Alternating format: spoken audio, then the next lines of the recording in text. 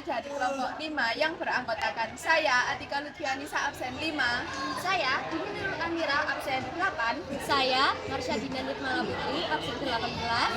Saya, Okta Humaira, absen 27. Saya, Nurul Asmita Musti, absen 29. Saya Satriano Rehan Sugianto, absen 31.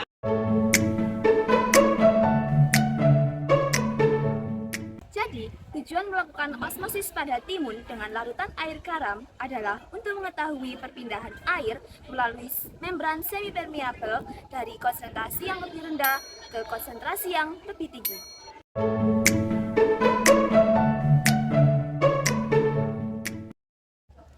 Alat-alat yang kita pakai ada sendok dan gelas. Lalu, bahan-bahan yang kita pakai ada air, mentimun, dan garam.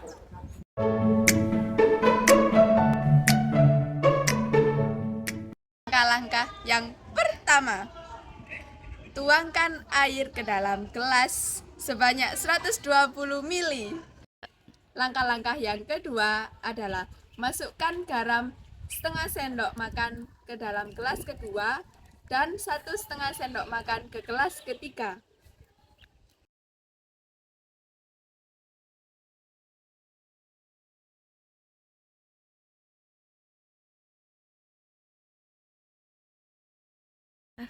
Dan langkah-langkah yang ketiga adalah masukkan timun ke dalam gelas satu persatu.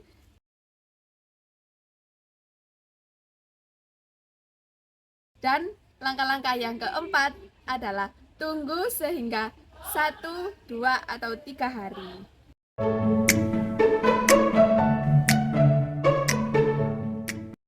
Tadi mentimun yang direndam sama air biasa terus didiamkan selama 3 hari, timunnya itu menjadi sangat lunak dan sangat hancur.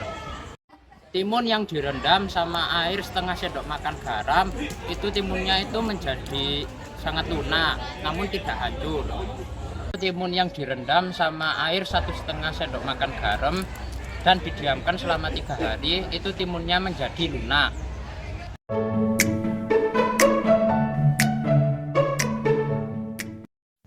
Berdasarkan praktikum pada wadah pertama, mentimun yang dimasukkan ke dalam air biasa didapatkan beberapa perubahan pada tekstur, ukuran, dan warna air. Pada hari pertama, tekstur mentimun tetap keras, lalu pada hari kedua berubah menjadi lembek, dan pada hari ketiga menjadi sangat lembek. Lalu untuk indikator ukuran, pada hari pertama, ukuran mentimun masih normal, lalu pada hari kedua juga masih normal, lalu pada hari ketiga mulai mengecil.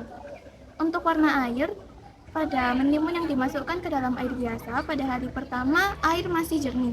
Lalu pada hari kedua terjadi perubahan pada air, yakni menjadi keruh. Lalu pada hari ketiga, air menjadi sangat keruh. Kondisi mentimun pada air biasa ini menurut literatur seharusnya tidak mengecil atau mengerut, tetapi mengembang. Kami membuat dugaan bahwa mentimun dalam wadah pertama dalam kondisi yang kurang baik, sehingga pada saat didiamkan selama 3 hari dalam air biasa, mentimun menjadi hancur dan mengeluarkan busa pada air. Pada wadah kedua, kami memasukkan mentimun ke dalam larutan garam setengah sendok makan. Lalu didapatkan beberapa perubahan, yaitu tekstur mentimun pada hari pertama menjadi sedikit lunak.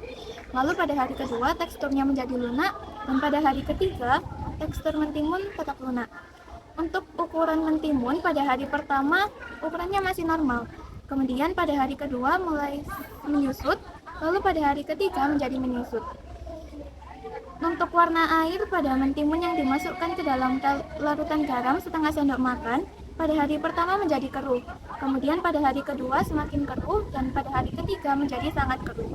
Hal ini menandakan bahwa telah terjadi proses osmosis pada mentimun yang diakibatkan oleh larutan garam NaCl yang konsentrasinya lebih tinggi daripada mentimun. Pada wadah ketiga, mentimun direndam dalam larutan garam 1,5 sendok makan, lalu didapatkan beberapa perubahan yang signifikan. Pada tekstur mentimun di hari pertama menjadi lunak, lalu pada hari kedua semakin lunak, dan pada hari ketiga menjadi sangat lunak.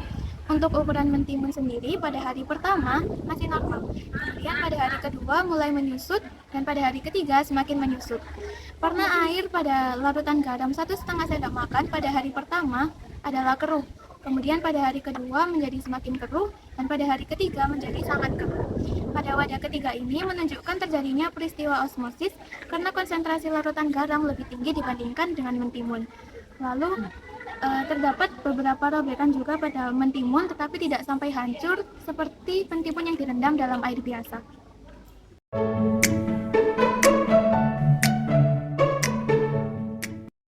Nah, berdasarkan praktikum yang telah kami laksanakan selama 3 hari ini, kami menyimpulkan bahwa proses osmosis terjadi dalam mentimun yang direndam dengan larutan garam sebanyak setengah sendok makan maupun 1,5 sendok makan karena mengalami perubahan yang signifikan terhadap tekstur, ukuran, dan warna air. Sedangkan mentimun yang direndam dengan air biasa tidak mengalami proses osmosis karena kami menduga kondisi mentimun pada wadah pertama kurang baik karena teksturnya berubah menjadi hancur dan lembek. Nah, mentimun yang direndam dengan larutan air garam mengalami proses osmosis karena air dalam sel-sel timun akan keluar menuju larutan garam karena menyeimbangkan konsentrasi di kedua sisi sel membran. Nah, akibatnya timun akan mengalami penyusutan atau kehilangan air dan larutan garam akan berubah menjadi lebih keruh. Artinya, larutan yang digunakan dalam proses osmosis memiliki pengaruh yang besar.